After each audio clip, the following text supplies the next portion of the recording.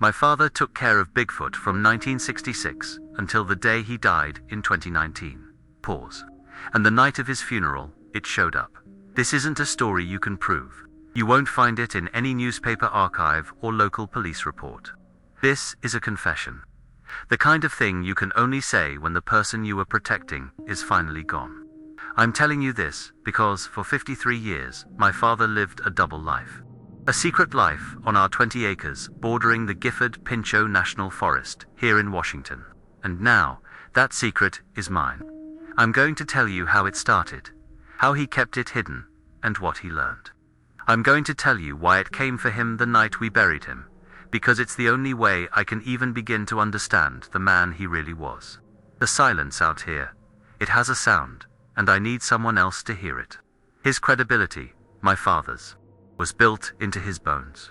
He was a retired surveyor for Skamania County, a man who spent his life measuring the world in precise chains and links, plotting boundaries on paper, making the wild and messy world fit into neat, predictable lines. He wasn't a dreamer. He wasn't a man given to flights of fancy. If you'd asked anyone in our small town of Carson about him, they'd have said he was quiet, dependable. The kind of man who could tell you the grade of a hill just by looking at it, but would stumble trying to make small talk at the grocery store. His entire life was a testament to the verifiable, the tangible, and that's what makes this so difficult. Because the biggest truth of his life was something he could never measure, never plot on a map, and never, ever speak about. It was a truth that lived just beyond the property line he'd surveyed 100 times. Our old farmhouse has always carried the same smells. Damp earth, the sharp, clean scent of Douglas fir sap, and the faint, metallic tang of rust from the tools he was always cleaning in the utility sink. That smell is the smell of my childhood.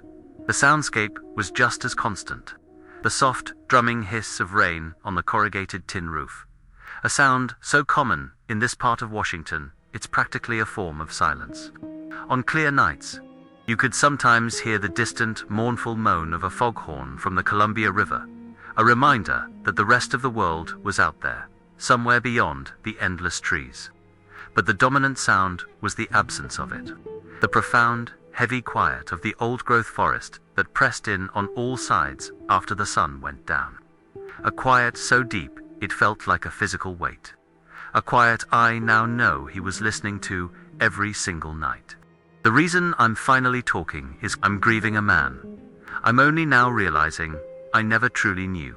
You think you know your parents. You know their routines, the sound of their footsteps on the stairs, the way they hold their coffee cup. You build a person in your mind out of these thousands of tiny, repeatable details. My father was the quiet man who measured the land.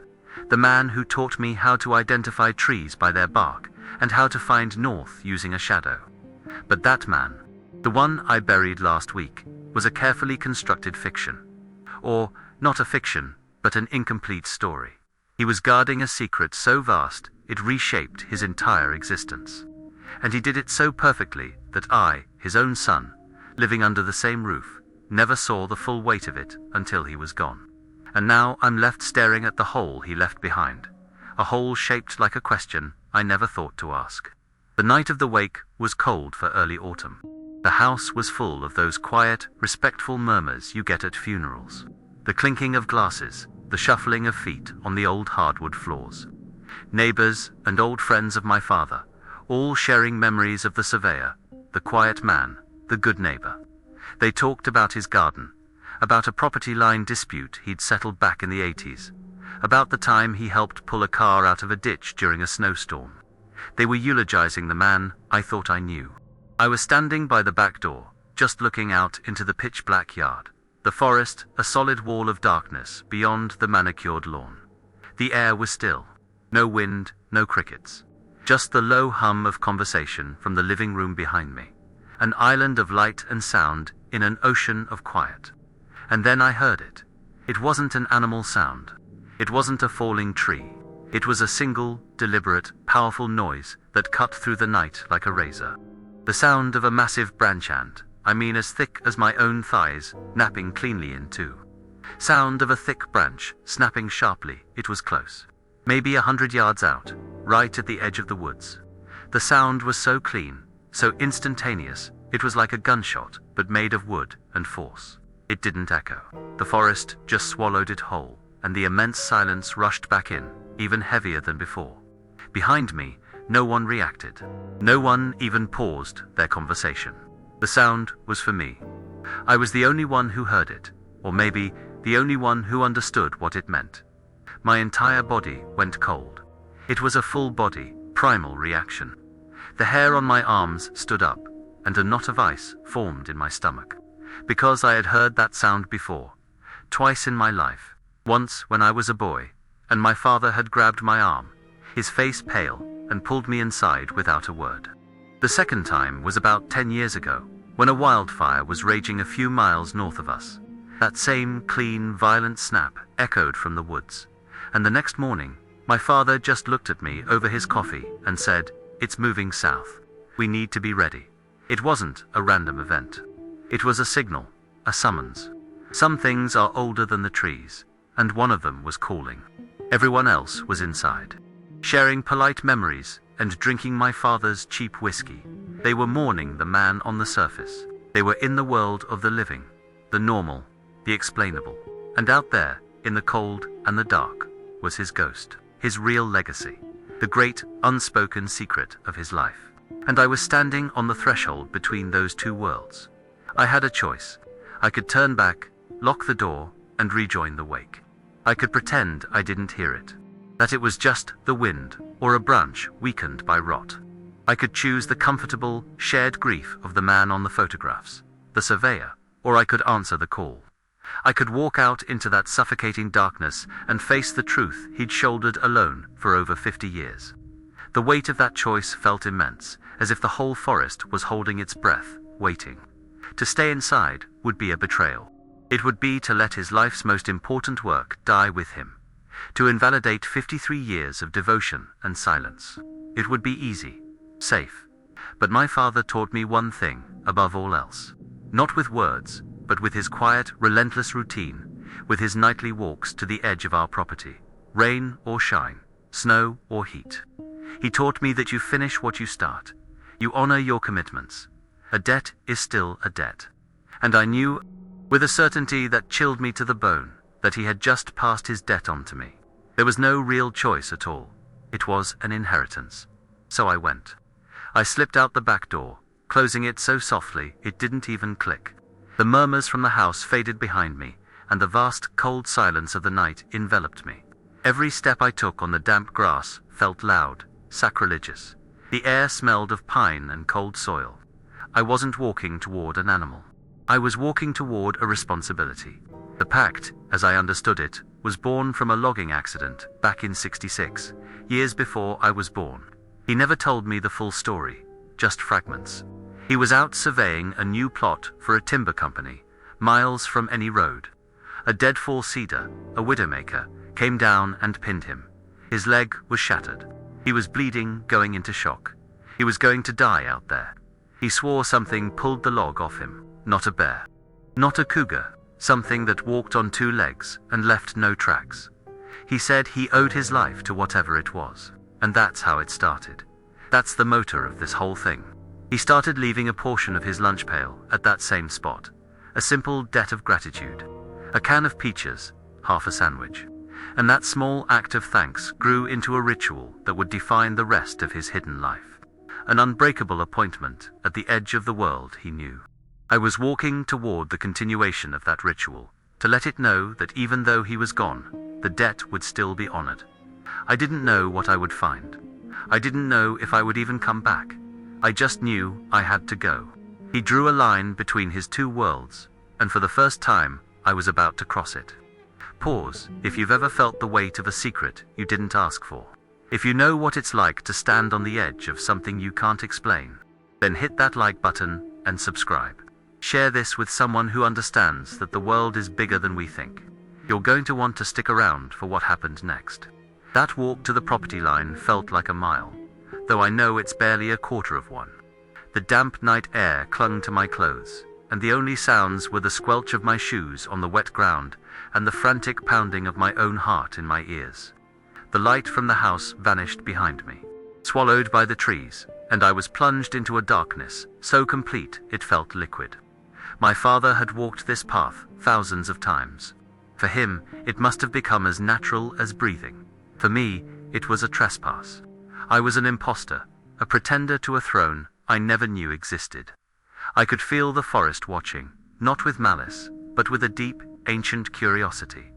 The silence was an intelligence, an awareness. I finally reached the clearing. In the faint starlight, I could just make out the shape of the stumper colossal, hollowed-out ruin of a tree that was a giant when my great-grandfather was a boy. It was the landmark, the altar, the designated point of contact between two worlds, and it was not empty. Laid perfectly across the flat top of the stump was the branch, the one that had snapped. It wasn't just lying there as if it had fallen. It was placed, centered, like a ceremonial staff or a barrier. It was the physical evidence of the summons, a clear, undeniable message. It was a question and a statement all in one. It said, asterisk, I am here. He is not. Who are you? Asterisk, my throat went dry. In that moment, the grief for my father was eclipsed by a different, sharper emotion. The terror of consequence. The ritual had been broken. He was gone. The appointment was missed. And now, the other party was asking for an explanation. The sheer intentionality of the act. The placement of that heavy limb spoke of a mind, of patience, of an expectation that had not been met. It wasn't an animal I was dealing with. This was a negotiation, and I had just been called to the table utterly unprepared for the meeting. A wave of panic hit me. I had come empty-handed. My father's offerings were always specifica. Metal tin filled with smoked salmon or apples from our small orchard. It was a trade, sustenance for silence, for peace. For the continuation of the pact, I had nothing. My pockets were empty, except for my keys and my phone, which felt like a useless, profane piece of technology out here. To leave, nothing would be an insult. It would be a declaration that the debt was dead, that the 53-year truce was over. I couldn't do that. I fumbled in my coat, my fingers closing around the cold, familiar shape of my father's old Barlow knife. He'd carried it every day for 60 years. I had put it in my pocket before the funeral, a small, tangible piece of him to hold onto. Without a second thought, I pulled it out, unfolded the main blade so it glinted in the starlight, and laid it gently on the stump beside the branch. It was all I had to offer, a piece of him, a promise from me. Then I remembered the rules, the unspoken laws I'd absorbed through years of watching him from a distance. Never go past the stump. Never wait to watch. I had already broken one rule by coming after dark, but that couldn't be helped. I took one last look at the knife, a tiny silver offering in the vast darkness, and I turned my back. Every instinct screamed at me to run, to sprint back to the safety of the house, but I forced myself to walk. A steady, deliberate pace. I didn't look back. The feeling of being watched was so intense, it was like a physical pressure on my neck and shoulders. I could feel its gaze following me, tracking my retreat. It was a test of nerve, of respect. I just kept my eyes on the faint, distant glow of the kitchen window, a tiny star guiding me back to the world of the living. My own breathing a roaring furnace in the silence. Silence has a sound out here, and that night it sounded like judgment. The next day was a blur of quiet goodbyes as the last of the family left. The house fell silent, a hollow, empty space that echoed with my father's absence. The grief returned, but it was different now. It was sharper, more complex. I wasn't just mourning the man who raised me. I was mourning the man I was just getting to know, and I was terrified by the legacy he had left me. That afternoon, I went into his workshop. The smell of oil and sawdust was overwhelming. In a small, locked cabinet, where he kept his surveying charts, I found it. A stack of small, flat metal tins. And beside them, vacuum-sealed packages of smoked salmon. A dedicated supply. This wasn't a casual habit. It was a line item in his life's budget. A non-negotiable expense. Seeing it all laid out, so organized, so deliberate, it solidified my purpose. This wasn't a choice anymore. It was a duty. I took one of the tins, filled it, and waited for the light to fail. That evening, I repeated the walk. The sun was setting, painting the sky in bruised shades of orange and purple. The air was cool and crisp. This time, I was prepared. I held the cold metal tin in my hand, a perfect echo of my father's nightly pilgrimage. Every step felt heavy with history. I was literally walking in his footsteps, down a path worn into the earth by his devotion. This path was the line he drew, the boundary between his two lives, and I was now its keeper. When I reached the stump, the branch was gone. My father's knife was also gone. The surface was wiped clean, as if nothing had ever been there. My heart hammered against my ribs. It had accepted the offering, it had understood the exchange. I placed the new tin in the center of the stump, the same spot where the knife had been. The metal made a soft asterisk, clink asterisk, in the immense quiet. It felt like the sealing of a contract. I turned to leave, just as I had the night before, but then I heard it. A low, resonant hum. It wasn't a growl. It was deeper, more fundamental, like the sound a massive electrical transformer might make, but organic. It seemed to come from the trees all around me, vibrating in the air, in the ground, in the very marrow of my bones. It was not threatening. It was a statement, a presence, and one of my father's implicit rules slammed into my mind with the force of a physical blow. Asterisk, if you hear the hum, you turn back immediately. No questions. No hesitation. Asterisk, I didn't need to be told twice. The sound was ancient, powerful, and it spoke a language of pure authority. It said, asterisk, I am here. You are not welcome to linger. Asterisk, I walked away faster this time, the hum vibrating at my back until I was 100 yards away, when it simply stopped. The silence that rushed back in was just as profound. The next morning, I couldn't wait. I broke my own rule and went back to the stump as soon as the sun was up. I told myself I was just checking, but I knew it was more than that. The addiction had already begun. The need to know. The anticipation of the exchange.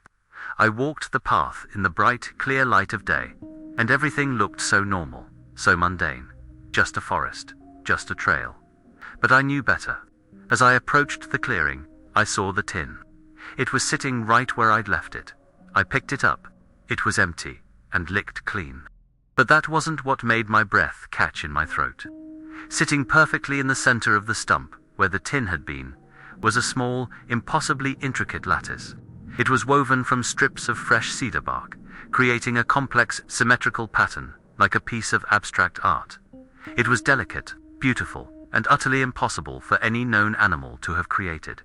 It was the receipt. I picked it up. It was still pliable, the scent of fresh cedar sharp and clean. I ran my thumb over the woven strips. The precision was mind-boggling. It wasn't just a random collection of twigs. It was a construction. It was a gift. It was a message that said, asterisk, the exchange is accepted. The contract is renewed. Asterisk, I stood there for a long time, in the quiet morning light, holding this impossible object in my hand. The weight of the last 2 days, the funeral, the signal, the hum, it all crashed down on me. This was real. My father hadn't been eccentric, or lonely, or slowly losing his mind. He had been a diplomat, an ambassador, and the first, his unwitting apprentice, had just successfully negotiated my first treaty. The relief was so immense, it felt like pain. But it was threaded with a new, cold strand of fear. My life was no longer my own. The routine became the new anchor of my life. Every single evening, just as the last light bled from the sky, I made the walk. I carried the tin of salmon, I placed it on the stump. I turned and walked away without looking back. Some nights, the woods were just quiet. Other nights, I would hear that deep, resonant hum, and quicken my pace. I never lingered. I never tried to peek through the trees. I respected the boundary my father had established. The terror I'd initially felt began to fade, replaced by a strange sense of companionship. I was no longer alone in the big, empty house. I had a neighbor, a very, very quiet neighbor, who paid for his food with silence and solitude. The nightly walk became a meditation, a ritual that connected me to my father, that gave shape and purpose to my grief. It was his greatest secret, and it was now my most important responsibility. The exchanges evolved. It wasn't always a cedar lattice. A week after I took over, I came down with a bad cold, a hacking cough that kept me up all night. The next morning, Sitting beside the empty tin was a small bundle of wild ginger root and elderberries, tied together with a blade of grass. Things known for their medicinal properties. I hadn't made a sound outside the house, but it knew. It was watching. It was listening. It was caring for me in its own silent way, just as my father had cared for it. The offerings were never random. They were responsive. It left a cluster of rare edible mushrooms after a week of heavy rain. It left a string of river-smoothed, flat stones arranged in a spiral on the anniversary of my father's accident. Each object was a word. Each placement was a sentence. I was in a conversation with something that had no voice, and I was slowly, painstakingly, beginning to learn the language. And I knew what it was I was talking to. I knew because when I was 9 years old, I broke the rules. It was a hot summer evening, and my curiosity finally won out over my fear. My father made his walk, and instead of staying inside, I slipped out and crept through the ferns and salal bushes. My heart a tiny drum in my chest. I crawled on my belly to a spot where I could see the stump through a screen of leaves. I waited. The forest grew unnaturally quiet. The birds stopped singing. Even the insects went silent. And then I saw it. Movement in the deep shadows. It was not a fast or sudden thing. It was a slow, deliberate emergence. A huge, dark shape detaching itself from the darker backdrop of the trees. And I saw a hand. A massive, dark, human-like hand, covered in coarse, black hair. It reached out, its movements impossibly gentle, and it picked up the tin my father had left. Some things are older than the trees, and I had just seen one. I never told my father I saw it. The sight of that hand, so powerful yet so careful, so alien yet so familiar, had burned itself into my memory. It wasn't the hand of a monster. It was the hand of a person. A very, very large person, to be sure. But the way it moved, the way it gently took the offering without making a sound, it was filled with a kind of grace. I lay frozen in the ferns until long after it had melted back into the shadows. And then I crawled back to the house. My world completely and irrevocably changed. My father wasn't just leaving food for some local legend. He was in a relationship. That memory is why I never broke the rules again. It's why I treat the ritual with the solemnity of a religious rite. I know what's on the other side of that silence. I know the sheer scale of what my father was protecting. It's a fragile piece, and I am now the only thing standing in the way of it being shattered. So the pact continued, a silent rhythm that defined my days and nights. Wake, work, prepare the offering, make the delivery, retrieve the exchange, sleep. It was a simple monastic existence, but the routine wasn't empty. It was filled with meaning. The forest no longer felt like a threatening wall of darkness. It felt like a territory, a known space with a silent guardian. I was no longer just a man living in his late father's house. I was a steward, a keeper of a secret as old as the logging accident that started it all. The small objects it left for me were piling up on my father's old desk. Woven bark, strange stones, a single hawk feather, a piece of oddly shaped, fused rock that was always cool to the touch. They were clues. They were pieces of a puzzle I was only just beginning to assemble. Each one was a micro-revelation, a breadcrumb leading me deeper into the heart of my father's hidden world. The bond I was forming wasn't just in my head. It was being proven in the physical world, in acts of silent, intelligent intervention. One spring, a family of black bears, a sow with 2 large cubs, became unusually aggressive, tearing down my bird feeders and even approaching the back porch, huffing and snapping. I was genuinely worried. A call to fish and wildlife would bring attention I couldn't afford. For 3 days, I lived with my curtains drawn, a shotgun leaning by the door. Then, on the 4th morning, I woke to silence. I walked the property line and found the bear's den, a hollow under a rocky outcrop. Completely and meticulously blocked. The entrance was barricaded with 3 massive freshly downed logs, each thicker than a telephone pole. There were no drag marks, no sign of machinery. They were simply placed there, a feat of impossible strength, creating a barrier the bears couldn't possibly move. It wasn't an act of aggression. It was an act of boundary setting. It was protecting its territory, and, by extension, me. That summer, we were hit by a terrible drought. The kind that turns the whole state into a tinderbox and makes the wells run shallow. My own well, fed by a deep spring, was sputtering. The water came out brown and thin. I was rationing every drop, taking Navy showers, worrying about how I'd survive if it ran dry. I kept making my nightly deliveries, feeling a bit foolish leaving smoked salmon, when what we both really needed was water. One morning, beside the empty tin on the stump, was a cluster of what looked like dirty potatoes. I almost dismissed them, but I took them back to the house. A quick search in one of my father's old foraging books revealed what they were: the rare, deep earth tubers of a specific wild cucumber, known to be incredibly rich in water. It was a gift of sustenance, a sign that it understood my plight on a level I couldn't fathom. It was providing for me a reciprocal act that went far beyond a simple trade for food. It was a partnership. But the peace of this strange new life was fragile. The modern world, with its insatiable hunger for content, began to creep in. A YouTuber with a couple 100,000 subscribers posted a grainy, 5-second video titled "Gifford Pinchot Howl. Possible Class A." It went viral in the small, obsessive corners of the internet. Suddenly, the quiet forest that bordered my property wasn't so quiet anymore. On weekends, I'd hear the distant whine of dirt bikes on trails that were supposed to be closed, the faint sound of voices carrying on the wind. People who weren't from here, people who saw the woods not as a home, but as a stage. The profound silence my father had cultivated, the silence that was the very foundation of the pact, was being eroded by the static of human curiosity. I started to feel a low-grade hum of anxiety that had nothing to do with the creature's resonant vibration and everything to do with my own species. The intrusion became more personal.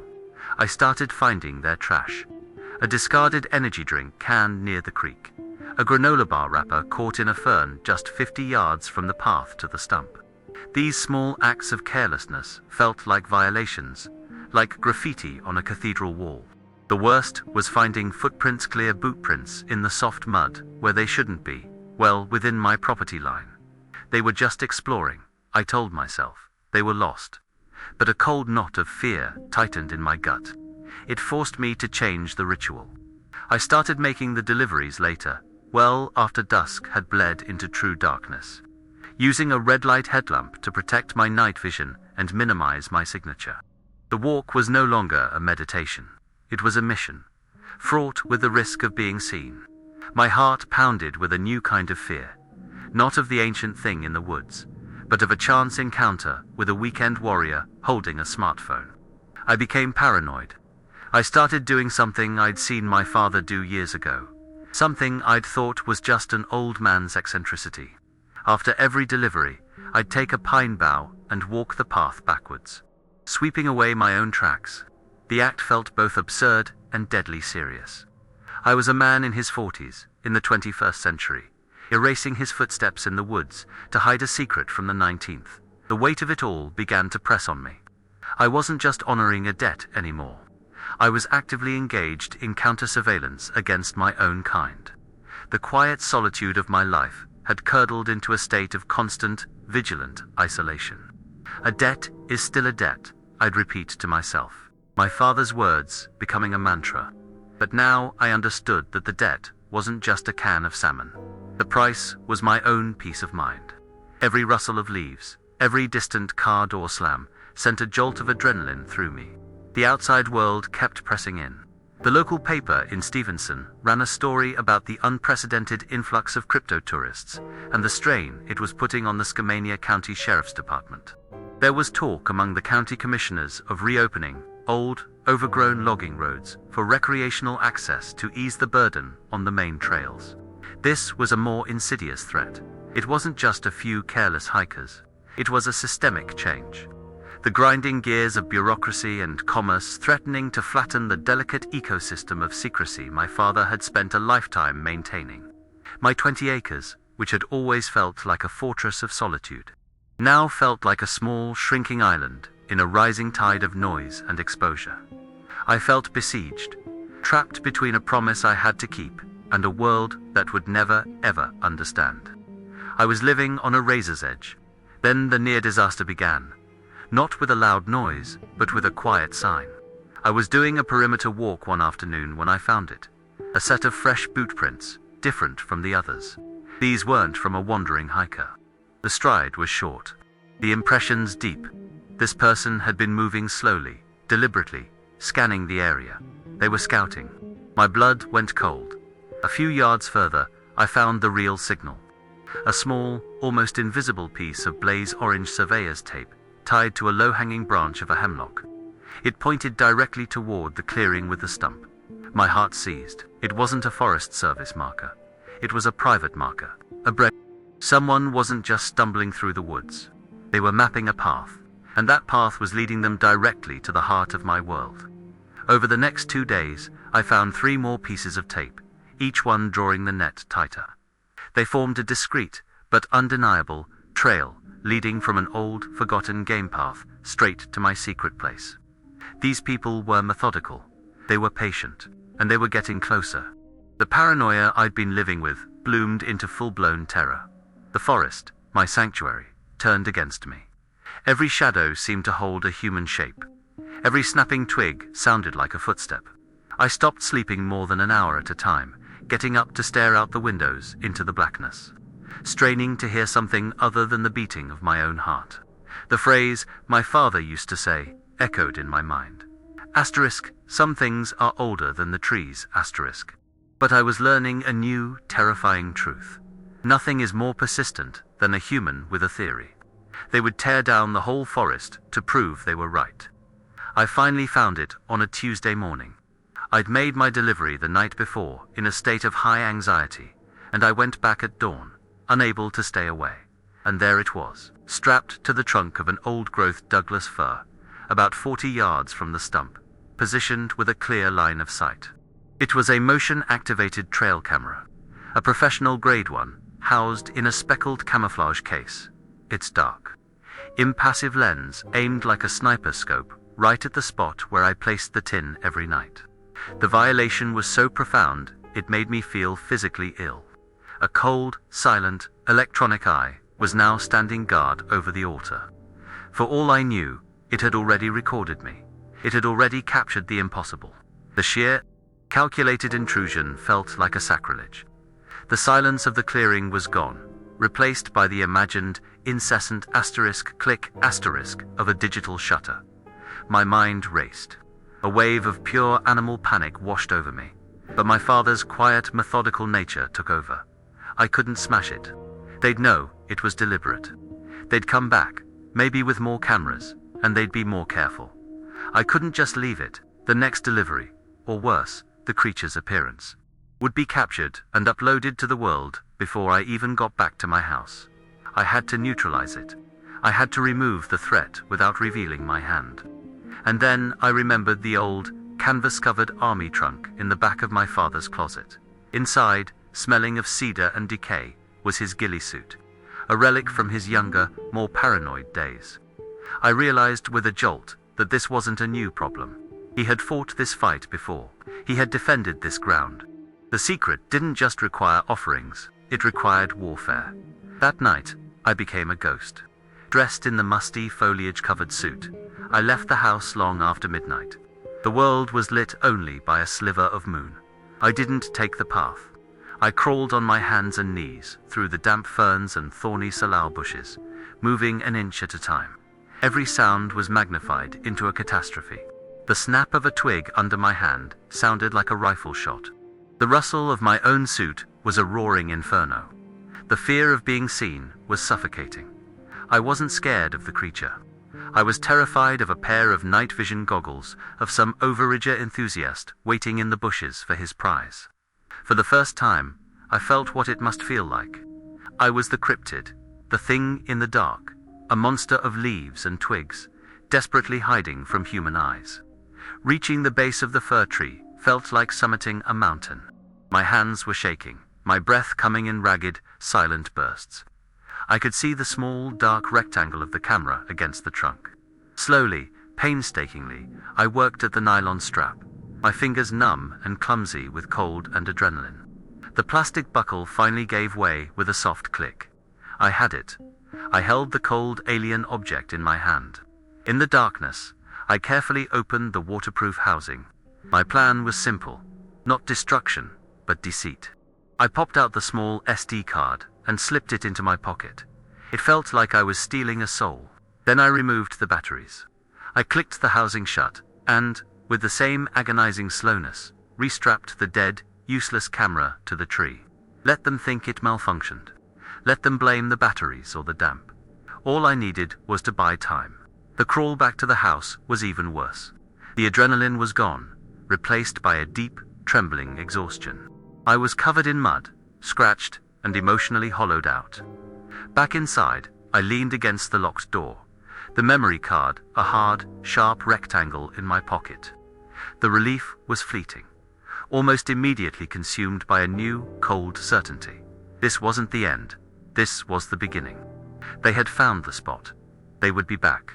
The fragile piece I had brokered was gone, shattered by a piece of plastic and a Wi-Fi signal. The cost of this single night was the sanctity of my home. The forest was no longer a sanctuary. It was a front line. The secret was no longer contained. And as I stood there, shaking in the dark, I knew my life would never be simple again. The war my father had fought in secret was now mine to fight in the open. I still had to make the delivery. It was almost 3 a.m., but the ritual could not be broken. I took a fresh tin and walked the path, my body aching, my nerves stripped raw. As I placed the offering on the stump, my small headlamp beam caught something on the path just ahead.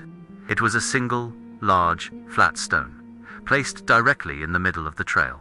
It hadn't been there that afternoon. It was positioned exactly where I would have walked if I had approached from the direction of the camera. It was a marker, a sign, a warning. My breath caught in my throat. It knew. It had seen the camera. It had seen the intrusion. It was telling me it knew. The realization hit me with the force of a physical blow. I wasn't just its protector. We were allies. This near disaster had forged our bond into something new, something deeper and far more dangerous. We were in this together. The silence has a sound out here, and that night, it sounded like a shared secret and a shared, imminent threat. After the incident with the camera, a tense, fragile peace settled over the woods. The invisible enemy had retreated, but the feeling of being watched now came from two directions: the ancient, knowing presence in the forest, and the unpredictable, prying world of men. The nightly ritual continued, but it was heavier now, freighted with the knowledge of how easily it could all be lost. The real emotional shift, however, didn't come from an external threat. It came from inside the house. It began with a new kind of silence, a quiet far more terrible than the forests. It was the sound of my father dying. Cancer had been a shadow in our lives for a year, but now it was a consuming darkness. He grew too weak to leave his bed. The sturdy frame of the surveyor whittled down to something frail and brittle. His world, once measured in miles of rugged terrain, had shrunk to the four walls of his bedroom. The view of the fir trees from his window, his only connection to the land he loved. The silence in the house was the sound of his labored breathing, a constant, painful reminder that his life's great clock was winding down. A debt is still a debt, and his was coming due. During that last week, he didn't speak much. The disease had stolen his voice, but not his eyes. And his eyes followed me constantly. They followed me as I brought him his meals, as I adjusted his pillows, and most intensely, they followed me every evening as the sun began to set. He knew the time. His body, tuned to the rhythm of the ritual for over 50 years, knew the appointment was approaching. And in his gaze, I saw a desperate, silent plea. It was a look of profound anguish, the agony of a man unable to fulfill his most sacred duty. He wasn't afraid of dying. He was terrified of breaking his promise. He was terrified of what would happen if the offering ceased, if the other party thought it had been abandoned. The weight of his unspoken fear was suffocating, a ghost in the room with us. He was a keeper of a pact, and his strength had failed him. His eyes were asking me, begging me, to not let the truce die with him. He was passing the torch, not with a grand speech, but with a silent, desperate look from his deathbed. On the third night of his final decline, I couldn't bear it anymore. The sun had dipped below the ridge, and I saw the familiar anxiety flicker in his eyes. I went to the workshop, retrieved one of the metal tins, and filled it with salmon. My hands were shaking. This was different from the night of the funeral. I wasn't acting as a successor. I was acting as a proxy. I was his hands and feet. I walked back into his room and held up the tin for him to see. A flicker of immense, profound relief washed over his features. It was the first moment of peace I had seen on his face in days. He gave a tiny, almost imperceptible nod. That was it. The official transfer of responsibility. I walked the path to the stump, feeling the immense gravity of the moment. I wasn't just carrying a piece of fish in a can. I was carrying my father's honor. I was carrying the trust of 53 years. The forest was preternaturally quiet, as if it too knew that something fundamental had shifted. I reached the clearing. The air was cool and still. Placing the tin on the stump, I did something impulsive, something that broke the unspoken rules of silent exchange. I didn't just turn and leave. I stood there, facing the dark wall of trees, my heart hammering against my ribs, and I spoke. My voice was a low whisper, barely disturbing the air, but in that profound quiet, it felt like a shout. "He's sick," I said to the listening darkness. "He's very sick. He can't come." I paused, my throat tight with emotion. "He's not coming." I didn't know if it could understand words, but I had to try. I had to explain the breach of protocol.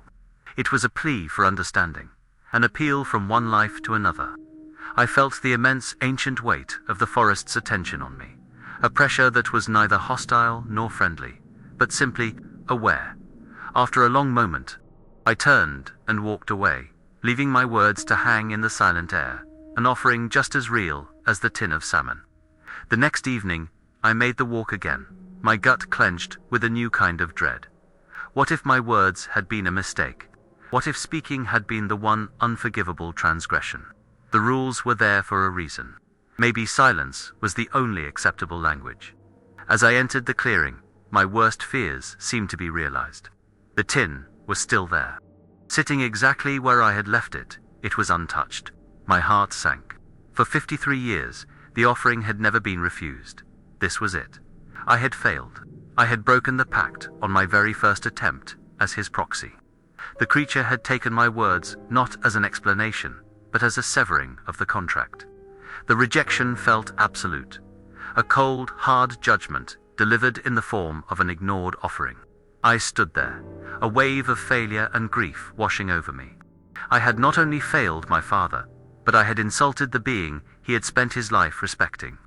I had destroyed his life's work in a single, stupid, sentimental gesture. Defeated, I reached out to take back the rejected tin, but then my eyes caught it. Placed neatly beside the tin, so perfectly centered it couldn't possibly be accidental, was a single, flawless eagle feather. It was huge, a primary flight feather. Its white tip stark against the dark gray of the rest of the plume. It wasn't just dropped there, it was presented. It was laid out with the same deliberate care as the woven cedar lattice or the warning stone. The untouched tin wasn't a rejection, it was a response. My breath caught in my throat. It had understood, it had heard my message, and this was its reply. It was refusing the food, not out of anger, but out of something else. It was an acknowledgement. It knew he was leaving. This wasn't an animal I was feeding. This was a person I was in a relationship with, and we were now sharing a vigil. It was a gesture of shared finality, of mutual respect for the gravity of the moment. The pact wasn't broken, it had deepened. I picked up the feather, its structure impossibly light and strong. Holding it, the entire dynamic of my secret life shifted. I wasn't just a caretaker continuing a routine. I was a participant in a relationship built on something far more profound than a trade of food for peace. This being was capable of empathy. It understood sickness, mortality, and grief. It had chosen to abstain from its meal as a sign of respect, a silent communion in the face of impending loss. The awe I felt was overwhelming, pushing aside the fear and paranoia. My father hadn't just been protecting a reclusive beast. He had been communicating with a fellow traveler, a silent, solitary intelligence who understood the fundamental truths of existence. The 53 years of ritual weren't just about paying a debt. They were a long, slow, quiet conversation, A conversation I now desperately needed to understand. The grief for my father was now intertwined with a profound sense of wonder. This realization sent me on a new quest. 2 days later, my father passed away quietly in his sleep. After the funeral, after the house was finally empty and silent again, I went to his workshop. I wasn't looking for tools or supplies. I was looking for his voice, tucked away in the back of his locked chart cabinet. Beneath stacks of old topographical maps, I found them, a series of worn, leather-bound surveying journals. But as I flipped through the first one, I saw that the familiar, neat tables of elevations and boundary markers gave way to something else entirely. Pages were filled with his precise technical handwriting, but also with sketches. They weren't sketches of land. They were sketches of gestures, of signs made with a hand that was clearly not human. I was holding 50 years of a conversation I had never known was happening. The paper was brittle, the ink faded, but the message was electrifying. He had been learning a language. The first few pages were simple, almost like a children's primer. He'd sketched a large, dark hand held up, palm flat. Beside it, his own neat script, asterisk, stop, do not proceed. Universal asterisk, below that, a sketch of a finger pointing emphatically at the ground. His note, asterisk, danger here, snake, bad ground, repeated, near washouts. Asterisk, it was a Rosetta Stone for a language of silence. He hadn't just been observing, he'd been documenting, interpreting, learning. I saw sketches corresponding to events I vaguely remembered from my childhood. A series of stacked black stones, which my father had noted, meant asterisk humans near, beware. Asterisk, there was a sketch of a broken branch laid across the path, noted as asterisk, path ahead, blocked, unsafe asterisk. He wasn't just guessing. He had tested these theories, correlating the signs with real-world events. He was a surveyor of not just land, but of meaning, plotting the invisible lines of communication between two species. Then, in the back of the third journal, dated 1982, I found the drawing that made the air go thin.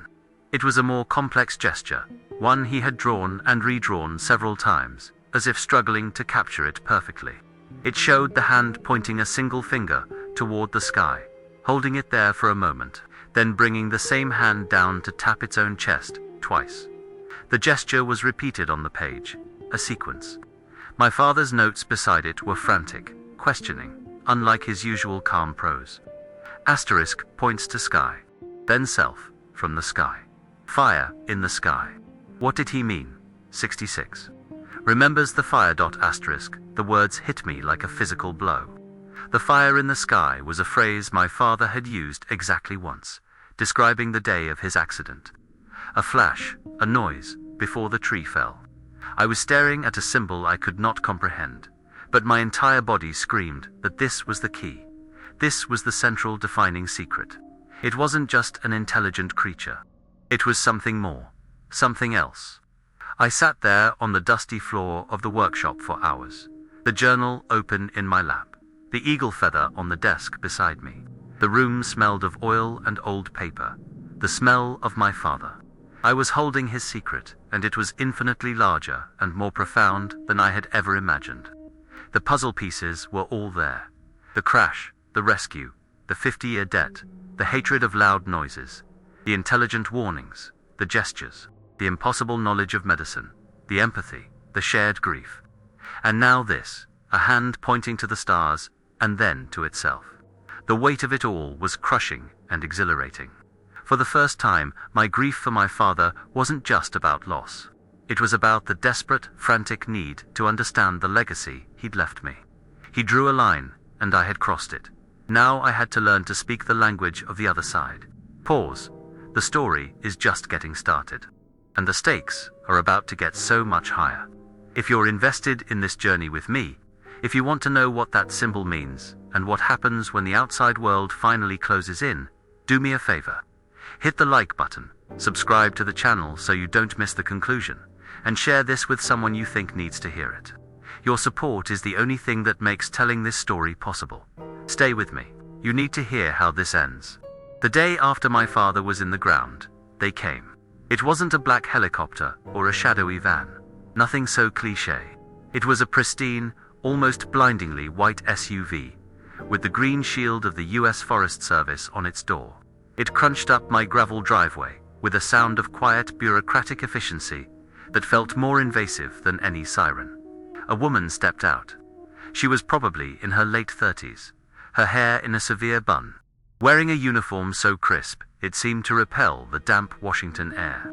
She moved with a kind of sterile confidence, her polished boots stopping just short of the mud.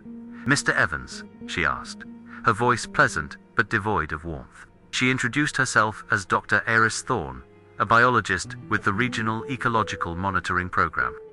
I just nodded, my hand on the doorframe, my mind screaming. They were here, after 53 years of silence. The world had finally found the path to our door, and it wore a polite, scientific face that was far more terrifying than any monster could ever be. She didn't waste time on condolences. She had a clipboard, the universal symbol of impersonal authority.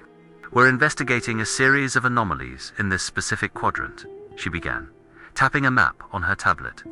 "For the last 6 months, we've been seeing some highly unusual data. It started with one of our cougar studies.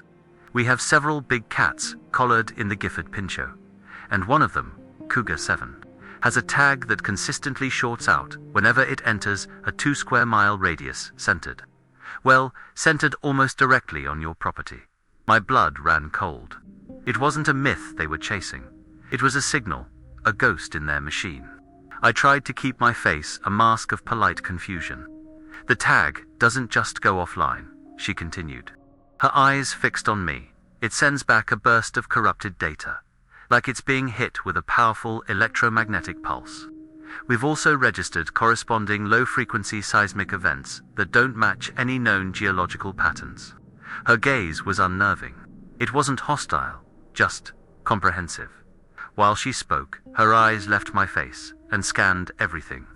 They flickered over the farmhouse, the weathered barn, and then settled for a long, pregnant moment on the tree line.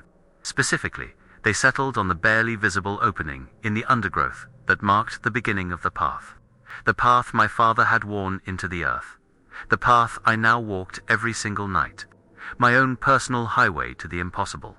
"Have you noticed any unusual animal behavior yourself?" she asked, her focus snapping back to me. "Bears acting strangely. Herds moving in odd patterns. Any large, unidentified tracks?" Each question was a landmine. I shook my head, forcing a small, dismissive laugh. "Just the usual raccoons, trying to get into the garbage." I lied, my voice sounding thin and reedy to my own ears. I could feel a single drop of sweat trace a cold path down my spine. She just nodded slowly, her expression unreadable. She had seen the path. I knew she had. "It's more than just the cougar tags," she said, flipping to another screen on her tablet that showed a topographical map, overlaid with a dark, amorphous blob. "This is a map of our radiotelemetry network coverage. As you can see, it's comprehensive across the entire national forest. Except for right here." She pointed directly at the blob, which engulfed my property and a small chunk of the adjacent forest. "It's a black spot, a complete signal shadow. Radio waves, satellite uplinks, even certain GPS frequencies. They all degrade or vanish entirely inside this zone. From a data perspective, your 20 acres might as well be on the far side of the moon. We've never seen anything like it outside of a military jamming field." She looked up from the screen, her gaze sharp and analytical. "Something on or under this land is actively or passively blocking a wide spectrum of electronic signals. Our job is to find out what it is. The silence has a sound out here." And I was just realizing it also cast a shadow. My mind was spinning, desperately recontextualizing 50 years of quiet mystery into this new, terrifying framework of hard data. That low, resonant hum I'd heard, the one my father warned me about. Was it just a sound, or was it the audible frequency of some vast organic energy field, the very source of the interference that was blinding their technology? The creature's impossible strength, the way it vanished into the woods like a ghost, its apparent knowledge of things like my sickness. It wasn't magic. It was something else. Something that operated on principles we had no words for. The government wasn't hunting a simple beast. They were investigating a physical anomaly, a force of nature their instruments had detected but couldn't comprehend. I felt a dizzying sense of vertigo. My father hadn't just been feeding an animal. He had been the sole guardian of a blind spot on the map of human knowledge, a living, breathing secret that was now screaming its existence to every sensor pointed in its direction. Dr. Thorne put her tablet away, the gesture feeling like a judge setting down a gavel. "Which brings me to why I'm here," she said, her tone shifting from diagnostic to procedural. "In 2 weeks, we'll be commencing a comprehensive ecological survey of the affected area. Stage 1 will be not invasive. We'll be setting up a perimeter of high-sensitivity listening posts and spectrum analyzers." Her words were precise, clinical, and each one was a nail in the coffin of my father's secret. "We'll also be conducting a thorough census of local flora and fauna, taking soil and water samples to test for unusual mineral compositions or radioactive isotopes." She was describing the systematic dismantling of a mystery. They were going to catalogue, dissect, and explain away the sacred space my father had protected. They wouldn't come with guns and cages, but with clipboards and sample bags, and the result would be the same. Exposure, the end of the pact. The end of a 53-year peace treaty between two worlds. All for the sake of a clean data set. "If stage 1 is inconclusive," she continued, her voice unwavering, "we'll move to stage 2. That involves more direct methods of investigation." My stomach twisted into a cold, hard knot. I could barely breathe. "We'll be bringing in a team for a grid search, and we've been authorized to use advanced imaging technology. That includes aerial sweeps with LiDAR and thermal imaging drones to map the forest canopy and detect heat signatures." The words hit me like stones. Thermal imaging. There would be no hiding from a machine that could see heat, that could spot a 9-foot-tall, warm-blooded creature moving through the cold woods.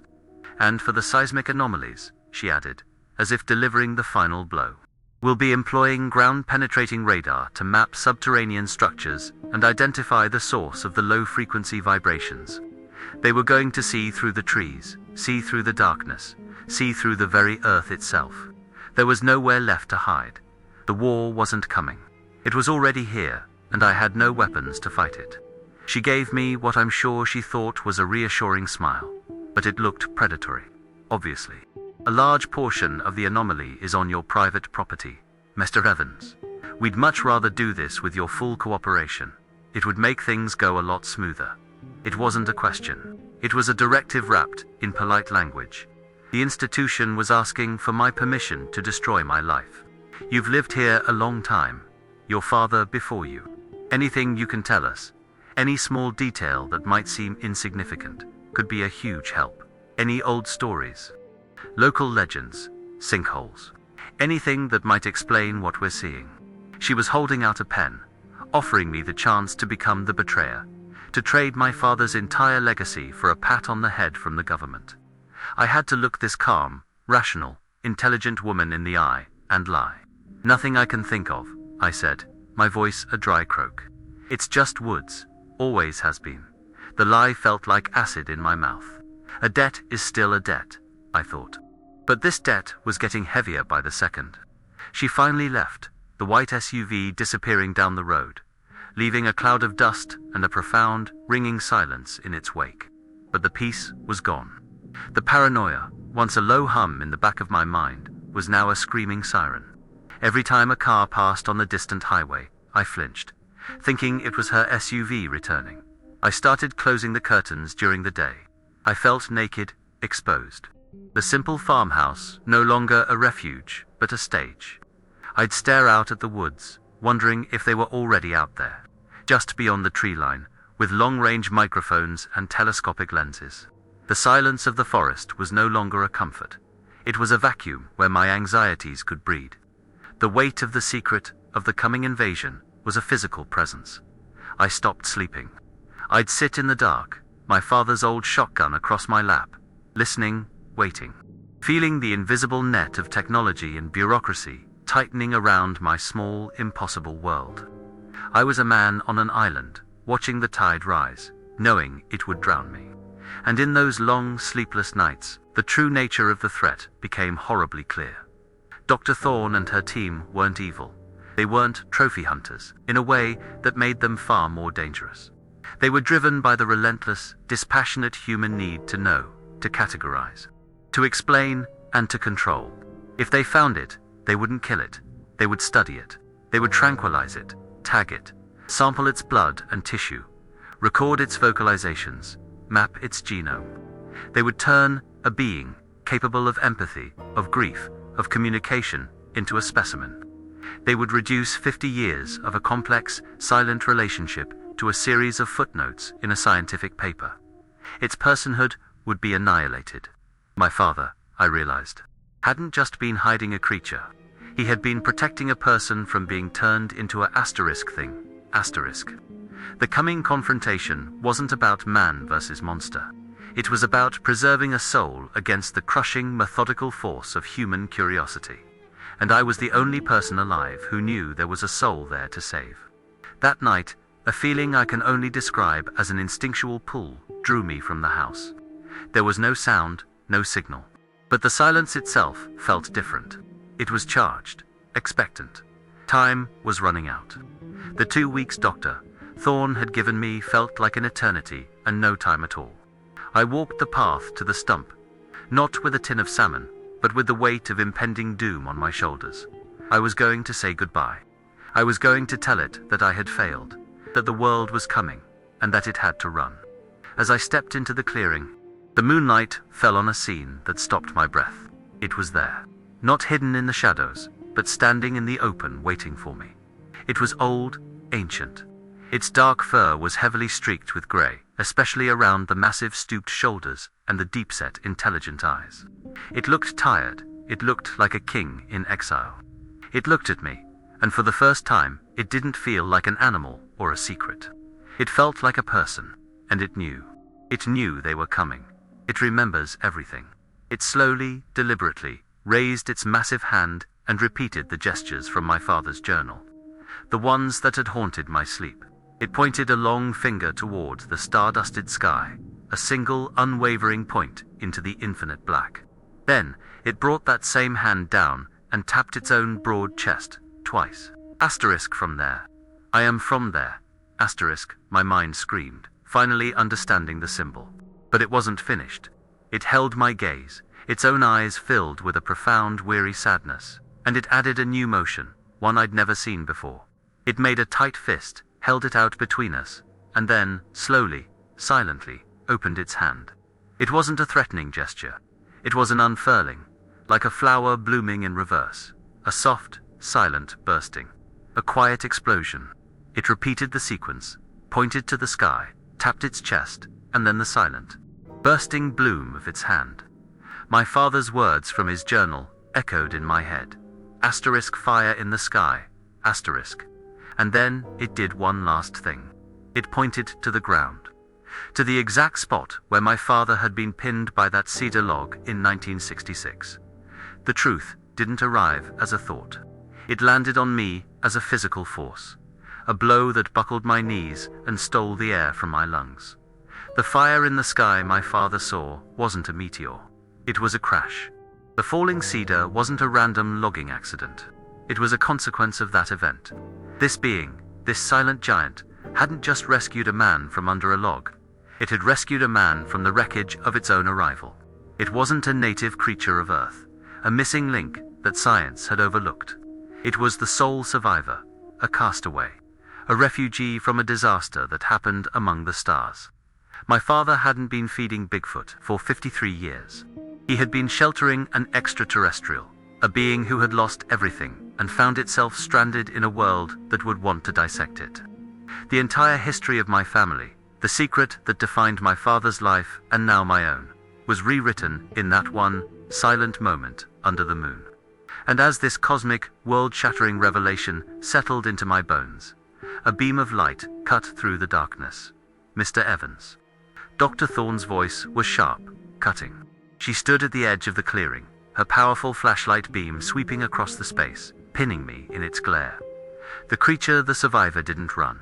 It simply dissolved. It stepped back into the shadows of the old-growth firs and vanished as if it had never been there. A ripple in the fabric of the night. It moved with a silence and speed that defied physics. Dr. Thorne let out a short, frustrated sigh.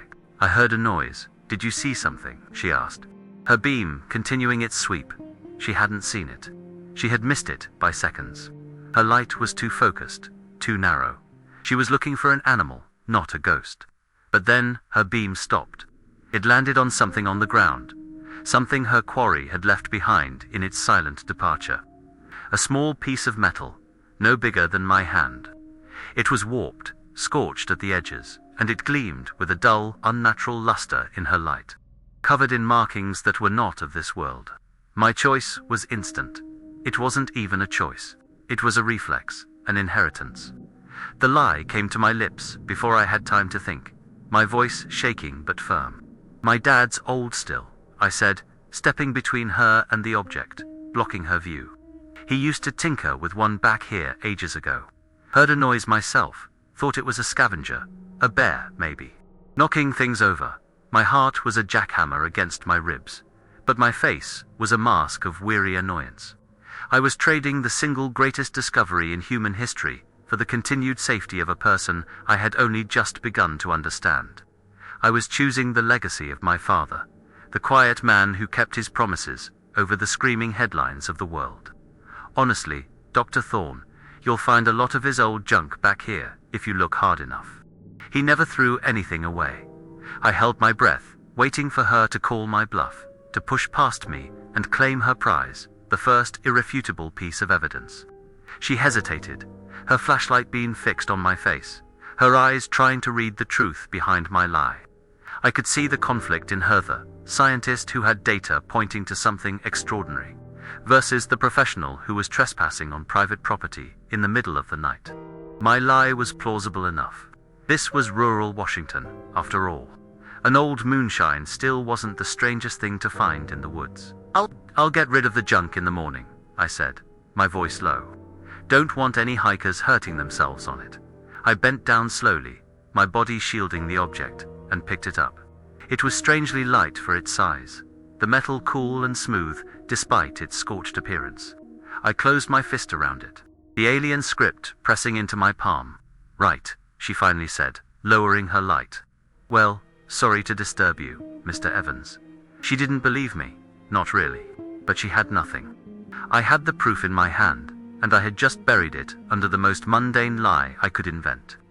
Back in the house, the adrenaline subsided, leaving a hollow, trembling emptiness. I set the alien metal on my father's desk beside the eagle feather. It was a collection of impossibilities. But then my eyes fell on another object, one I'd kept since I was a child. The first gift the creature had ever given my father, the one he passed on to me. A smooth, perfectly dark, palm-sized stone. I had always thought of it as a lucky rock. But now, seeing it next to the piece of its ship, I knew. I picked it up. For years it had been cold and inert. But tonight, as I held it, a deep, resonant warmth bloomed from its core, spreading into my hand. I turned it over, and my breath caught. A faint, intricate pattern of light, a web of pulsing blue lines, was glowing just beneath its surface. It wasn't a stone. It was a key. It was a piece of technology. My father hadn't just protected a survivor. The survivor had, in its own way, armed him. Armed, me, The twist wasn't just that it was an alien. The twist was that I was now the keeper of its legacy. Its tools, its last remaining connection to home. The survey team came and went. They found nothing. Their sensors registered blips and shadows. Their soil samples showed trace elements they couldn't identify. But they had no unifying theory. Without my cooperation, without the still parts, it was just a collection of anomalies, a frustrating footnote in their report. The signal black spot remained unexplained, a permanent question mark on their map. I won, but I live with the consequences. My life is now a ritual of vigilance.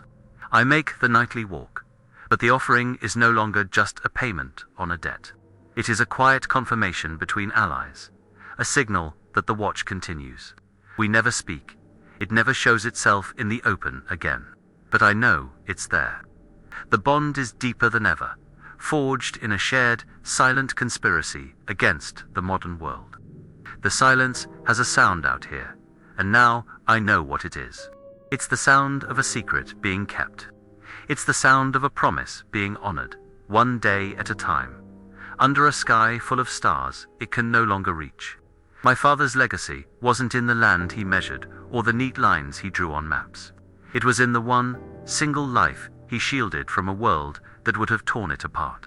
His moral compass wasn't calibrated to the laws of man, but to a simpler, more profound principle. You do not betray a stranger who is in your debt, especially when that stranger is alone and has nowhere else to go. It wasn't about man versus nature, or even man versus alien. It was about decency. It was about what we owe to the lost, the broken, the castaways. It was about recognizing a person, even when they don't look or sound like you. Now, that debt is mine. I live in this house, surrounded by a forest that holds the greatest secret in history. I am the sole guardian of a king in exile.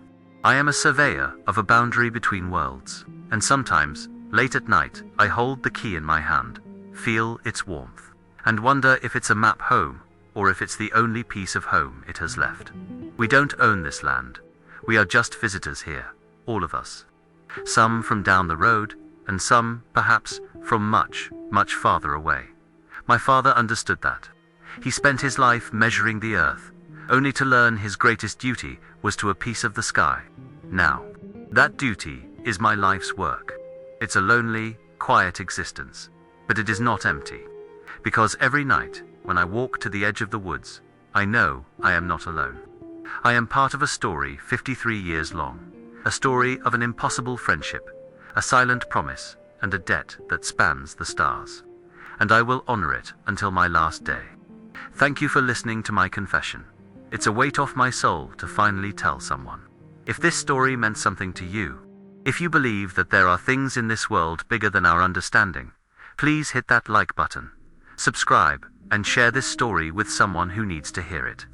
Stay tuned, because the video recommended on your screen right now is another story from these woods you won't want to miss. Be good to each other, and listen to the silence. Sometimes, it's trying to tell you something.